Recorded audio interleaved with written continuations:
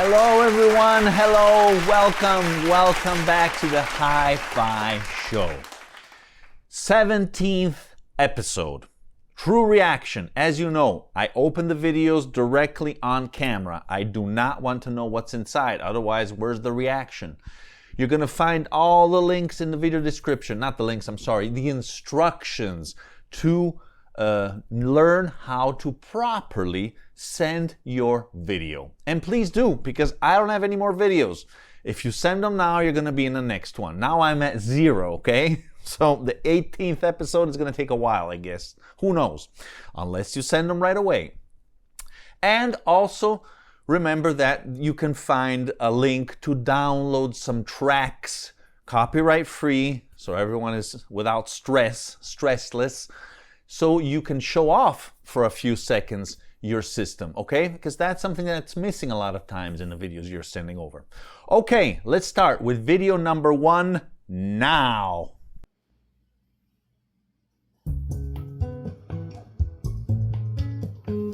He's using a track.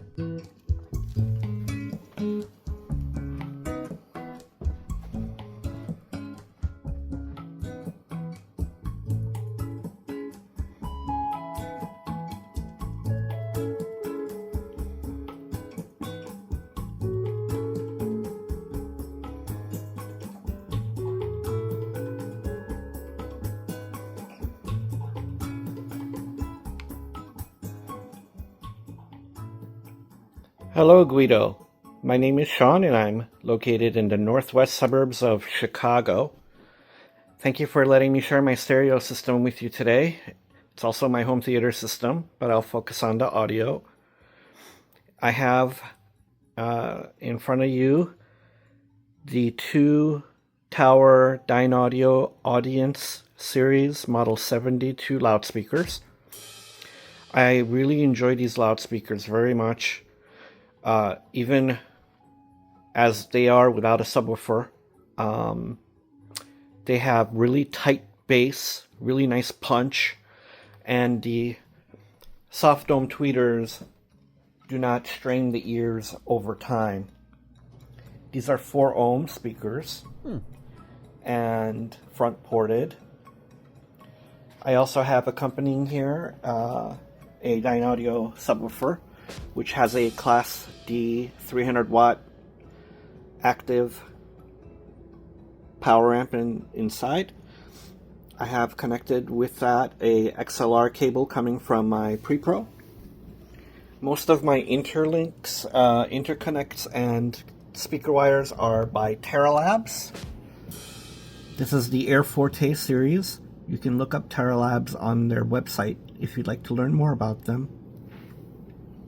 I like the way they sound a lot. The heart of the system is a Krell foundation. So this is a 5.1 solution for a home theater, but it acts as my 2-channel preamp, and it does a fantastic job at that.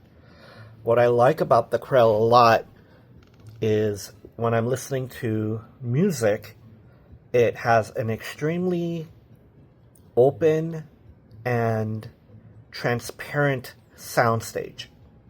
Love that about the Krell. Emotiva to the right is a 3-channel power amp for my center and rear. And driving my tower Dynaudio speakers is the NAD M23 Master Series. This is a 200 watt per channel into 8 ohm, 300 watt per channel into 4 ohm power amp, which is providing 380 watts per channel into my Dynaudio, being that they're 4 ohm. And as you know, this uses the Eigentakt Purify modules that were developed by a couple of engineers in Denmark. Sounds fantastic. Again, very open, very neutral. Flat. But it's got everything you want. Highs and lows. It ain't no bows. Anyway, moving over to the rack. We have a Technics 1200 GR2. I did have the Mark 7 prior to this model, and I did notice a difference. I think the Delta Sigma drive did make an improvement in that sound stability. I noticed the difference right away, and I was shocked. Mounted to it, I have the Sumiko Starling, which is a micro ridge, micro line diamond, and the cartridge itself has fantastic sound. Moving down the rack, this is probably my weak link, is my Parasound phono preamp. This is their base model, very basic unit, although it does have adjustments in the rear for impedance control, and I can switch to mono, which I like, because I have to put a mono cartridge on my turntable for my mono records, which I do have a few of. Below that is a Eversolo DMP A8. This is my digital streamer and DAC. I play my CDs on a Denon model DCD900. This is a newer model that Denon is currently producing here in 2024-2025. And above that is my 4K Blu-ray and an equalizer. I'm not using the equalizer in any sense of the word. I am simply sending Zone 2 out of the Krell Foundation into here and setting Zone 1 and Zone 2 to the same source so that I can have the use of the spectrum analyzer to what I'm listening to. And last but not least, the line conditioner Rotel above that is simply more or less nothing more than power strips. I can connect everything to the wall. Well, thank you for letting me share this with you and your audience.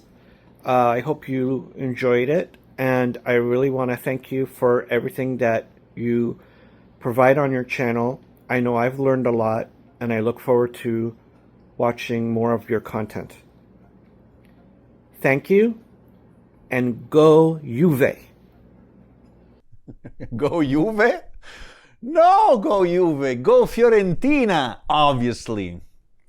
Okay, thank you so much, Sean, for this video and for using a track finally. Well, great little system. I mean, the Dynaudios, the speakers, looks great. The NAD, fantastic. Don't know much about the Krell, but those integrated types, video, audio, I'm not a big fan of that. But I never heard it, so maybe it's fantastic. I don't know.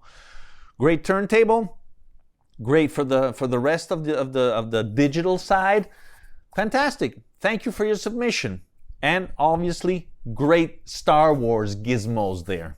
Let's proceed now with our second video going now. Hello, this is Matias from Berlin, Germany. I want to show you my hi-fi setup. For me, it's very important that the room treatment is well prepared. So I have a front acoustic panel. I have on the ceiling a QRD and also an diffuser for the frequency between 300 to thumb case. I will show you first my loudspeakers. These are active speakers from Bacchus & Müller. It's a line 20. It's well made with a great finish. Here's my big boy. It's a Brinkmann Bardo turntable with a Brinkmann 10.5 tone arm and the Kuetsu Wajima cartridge. These signals are going from there via Carter's cables to the B&M preamplifier ICE 525. Here's a DAC insert and also a phono preamp. It's digital, very interesting, but sonically absolutely astonishing. On the left side, I have my mono system. It's a Kuzma SWS turntable with a Soran SA1.2 tone arm and the Shelter 501 Mark III mono cartridge. The signals go downstairs, what I say, to the solid core step-up transformer MC1220. From there, the signals are going via solid core cabling to the Lab 12 Melto 2 tube-based phono preamplifier. 3 inputs, MC, MM, of course, 2 different gains, the Raya, the Decca, and the Columbia records can adjustable, very good. And this has also a stereo and a mono switch.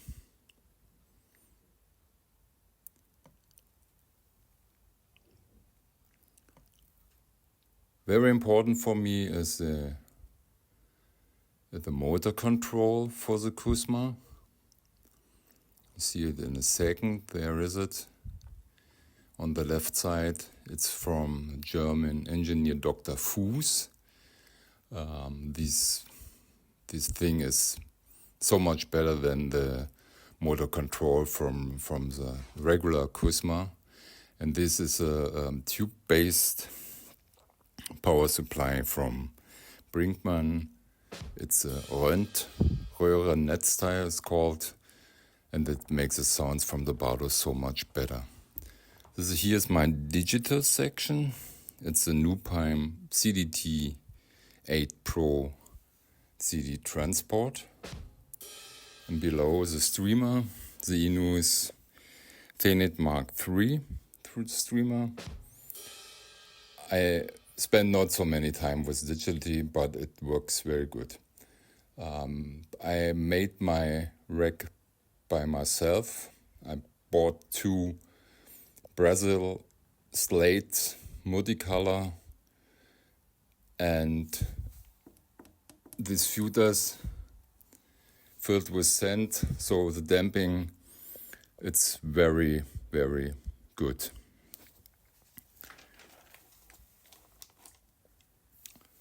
So, here is the system in total. I give a spin, have a good time, and see you. Thank you.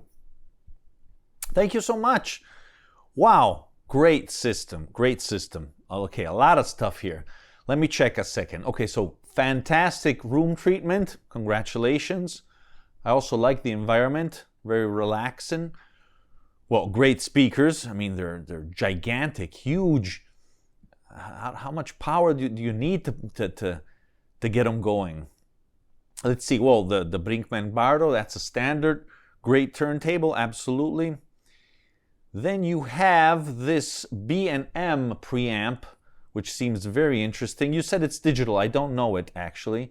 So, cool, interesting. I'm not a big fan, as you know, of these digital reprocessing, but maybe it's something to discover. It looks gorgeous. I love the design. Very minimalistic. Love the little Kuzma.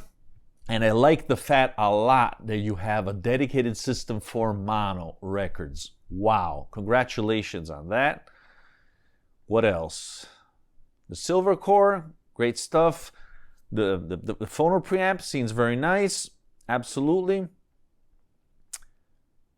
Also, even the power supply, 2 power supply for the Bardo. Wow. Great transport. Fantastic that you also made your own rack. Congratulations. Great system. Let's proceed now to video number 3. Hi Guido, this is Jim in Southern California. I'm showing you a picture of the exterior of my listening room.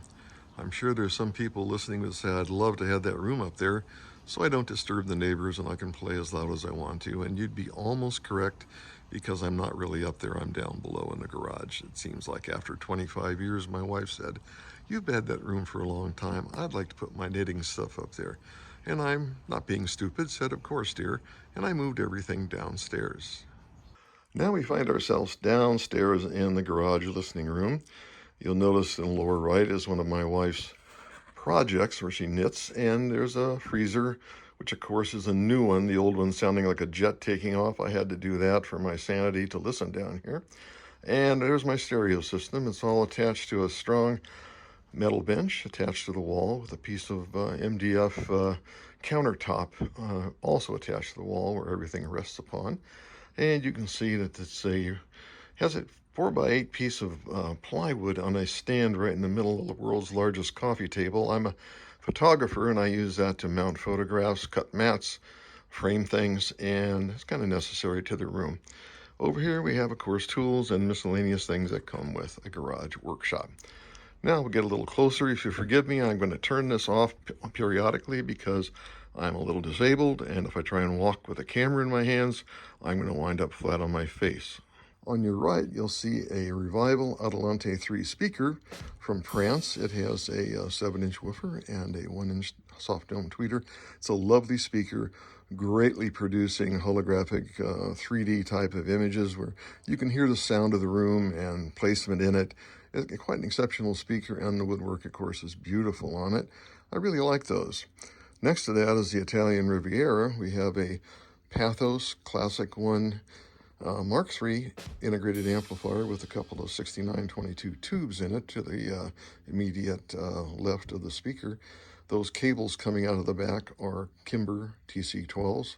All of that is fine equipment. To the left of that, you see a Unico Due integrated amplifier with two 12AX7 tubes in the preamp section.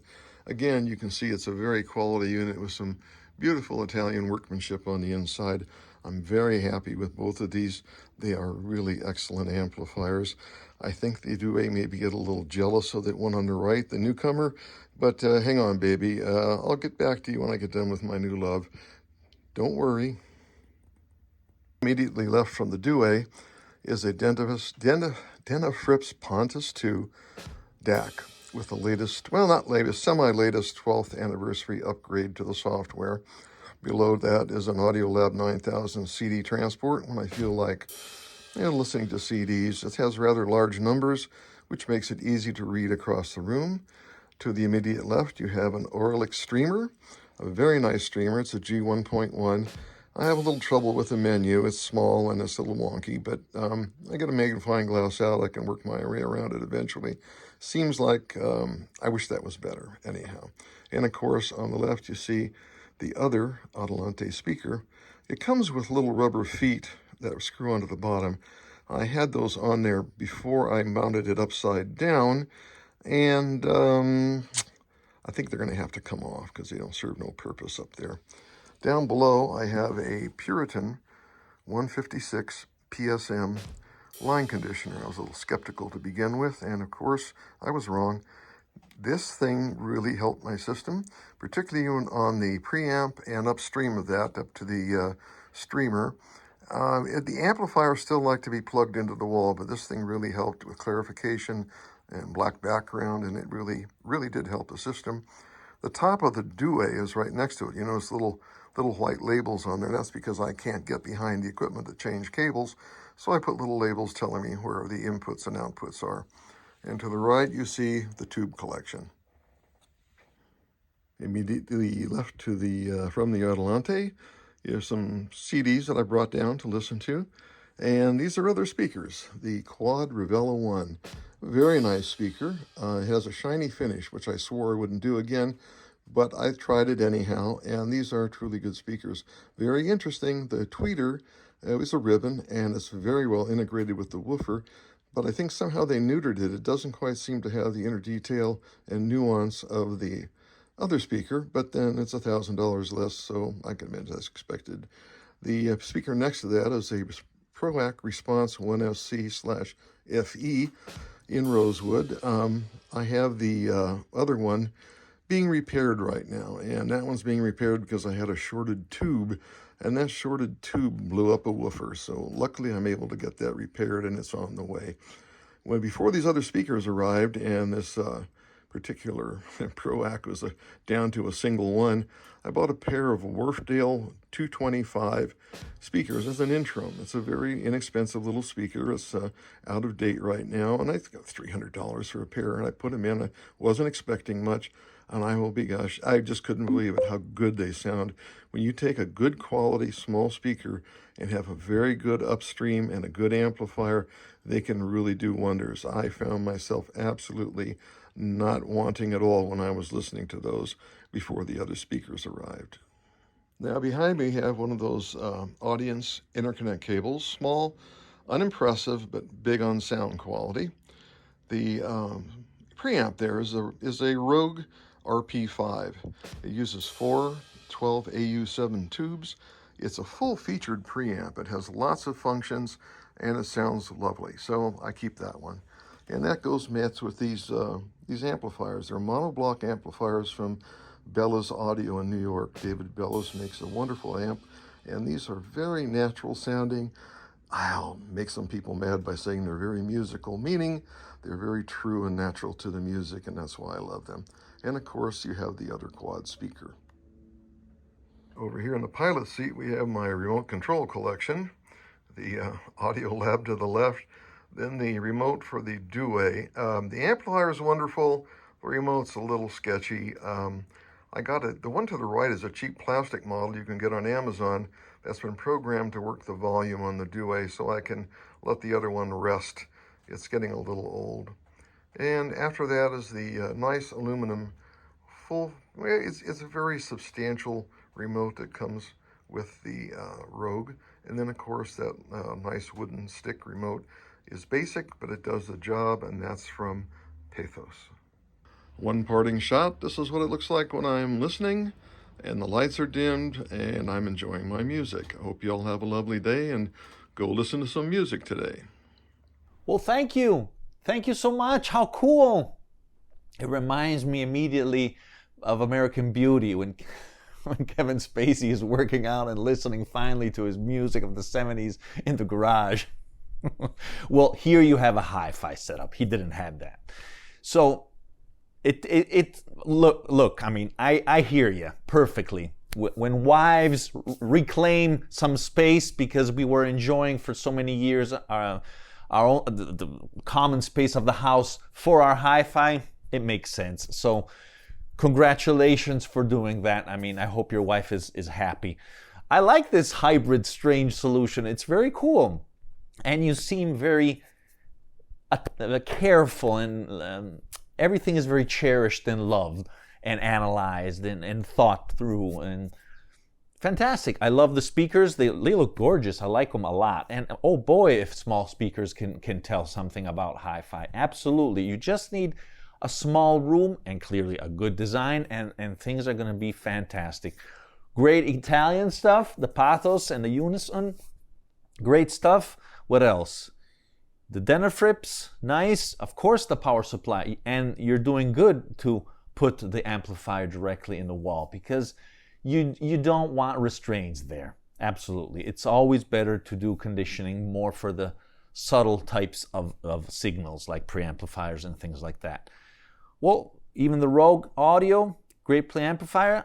Interested also about those monos. The Belles, very, very cool environment. Cozy in the end, even though there's also other stuff inside going around. Cool. I like it a lot. Thanks for your submission. Let's proceed now to our fourth video. Well, hello. I'm Dan from Ptuj, Slovenia. I haven't rehearsed this, so it is what it is. I'm following your channel and enjoying it for a long time, and this is my playback system. The loudspeakers, I'll start with those, are Wilson Audio Cube, the first edition. These are from 1997. These are pretty amazing. After owning a lot of different loudspeakers, these are, as we say, my endgame loudspeakers, because this image like nothing else. The soundstage and imaging is just amazing. They're very sensitive to the placement. Each centimeter makes a difference when you move them. So when I get bored after a long time of listening to my system, I just move them a bit, and here's the whole new hi-fi system. So as you see, I upgraded those with first I must say I'm always experimenting with things. Nothing besides the loudspeakers, of course, is permanent. So a year ago I added those Superior super tweeters, and these are pretty amazing. They add a lot of depth and focus in soundstage and imaging. Also, a couple of weeks ago I found my very old tweeters, which I don't know the brand of. These are some, I don't know, from eBay. I never use them. So I'm trying those pointed backwards and things get even more amazing. They're not like super high tweeters. These are more mid-high drivers. So it's pretty, the image gets pretty deep and a bit sweeter at the top. So the cubes are 94 dB sensitive, and they go to 50 Hertz. So I have two rails T0, one for each channel, and that's it about the loudspeakers. The amplifier is Ion from Austria, Spark 3, 20 watt class A, with those babushka Russian power tubes. And in the amplifier section there's a pair of Mollard B NOS tubes. I have a number of other different pairs, and these are just amazing. Currently I'm testing this new relatively CD player DAC streamer, and it sounds really nice. I think I'll keep this. Otherwise I stream via USB from Tidal. And so this is the digital section, and the analog input is this Avid Ingenium turntable on the granite slate with magnetic levitating feet. The cartridge is Benz Micro glider, low output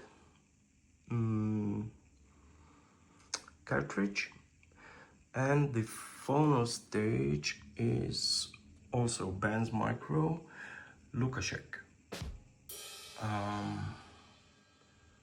So I think this is it. I mainly listen to digital stuff just because it's more convenient, but also a lot of records also. And here's my not so big record collection. Those on the floor are in a bit higher rotation. There's some of them here, and I have, I think, 4 or 5 boxes of records 4 boxes here. And that's about it. Thanks a lot. Bye-bye. Well, thank you. Thank you for your submission. Very slick. I like this a lot. And I think you're a musician. I saw at the end those little instruments to modified sound. I suppose you're a musician.